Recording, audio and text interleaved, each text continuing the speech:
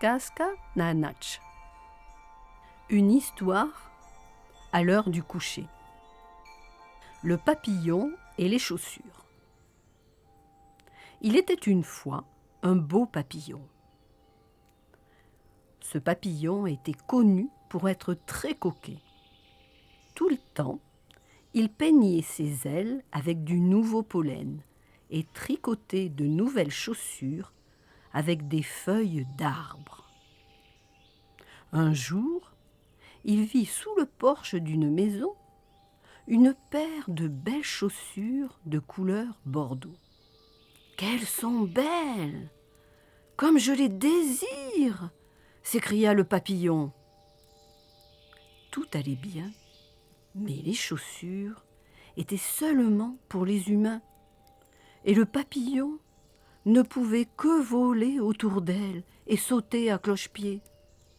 Le papillon les voyait et comprenait qu'elles n'étaient pas pour lui. Mais il ne pouvait se calmer et il décida de s'adresser à une magicienne. Il s'envola vers elle, lui parla de son envie, de son désir et lui demanda son aide. « Chère magicienne, faites que les chaussures me conviennent pour la pointure, s'il vous plaît. »« Mais tu as déjà tant de belles chaussures à feuilles, » dit la magicienne. « Pourquoi en as-tu besoin encore d'autres? Et en plus, tu veux les chaussures des autres. Elles ne sont pas faites pour toi. » Mais le papillon ne s'arrêta pas de la supplier. Et à la fin, la magicienne accepta de l'aider.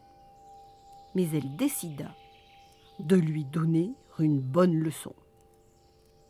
Elle agita sa baguette magique et les pattes du papillon commencèrent à grandir et atteignirent la taille humaine. Et il fit étalage de ses belles chaussures de couleur bordeaux. D'abord, il se réjouit. Puis il essaya de s'envoler pour se regarder dans le miroir. Mais il ne put pas.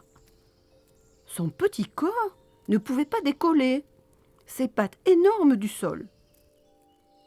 Il battit des ailes frénétiquement jusqu'à ce qu'il perde force, puis se mit à pleurer.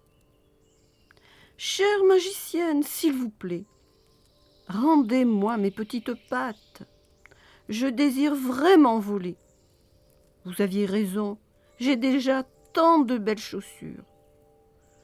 Ah, pourquoi suis-je venue chez vous ?»